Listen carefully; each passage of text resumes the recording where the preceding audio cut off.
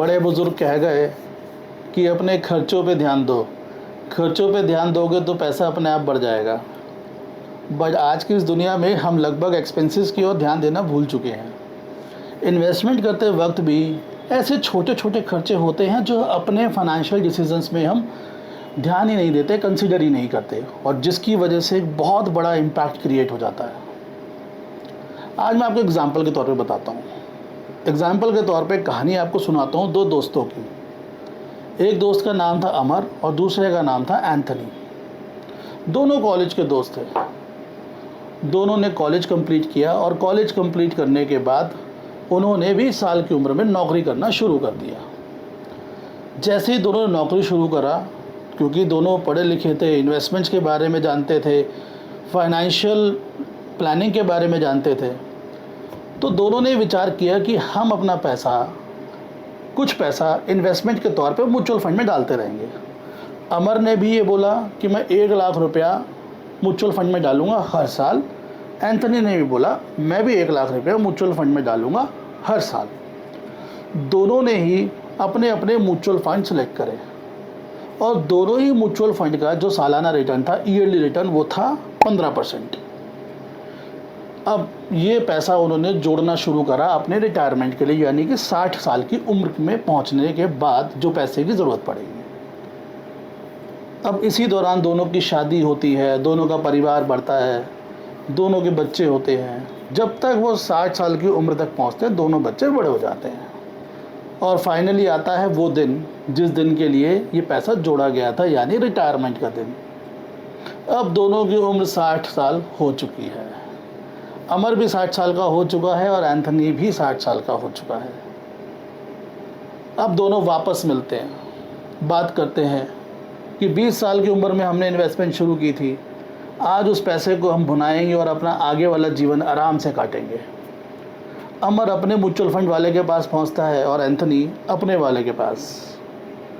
अमर जब अपने mutual fund वाले के पास पहुंचता है तो कहता है भाई मेरा पैसा मुझे वापस कर दो। अमर का म्यूचुअल फंड वाला चेक करता है और वो देखता है कि उसके म्यूचुअल फंड की जो वैल्यू है वो बढ़ के हो चुकी है 1,11,00,000 रुपये। अमर खुशी से फूला नहीं संभालता कि हाय इतना पैसा मेरे पास आ गया, मैंने तो खाली 1-1 लाख करके 40 साल तक 40 लाख रुपए जोड़े थे, 1,11,00,000 मिल रहे हैं।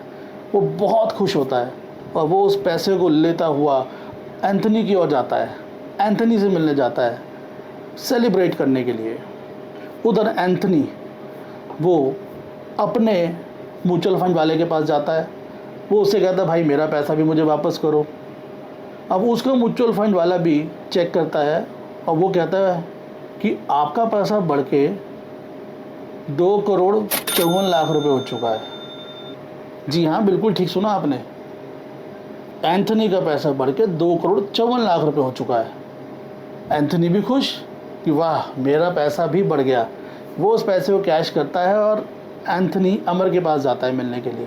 दोनों मिलते हैं, अमर खुशी से कि देख हमने जो डिसीजन लिया था, मैंने कितना पैसा इकट्ठा कर लिया, मेरे पास आज 1,11,00,000 रुपये हैं। अब एंथनी बताता है कि भाई तेरे पास 1,11,00,000 है, मेरे पास है 2,54,00,000।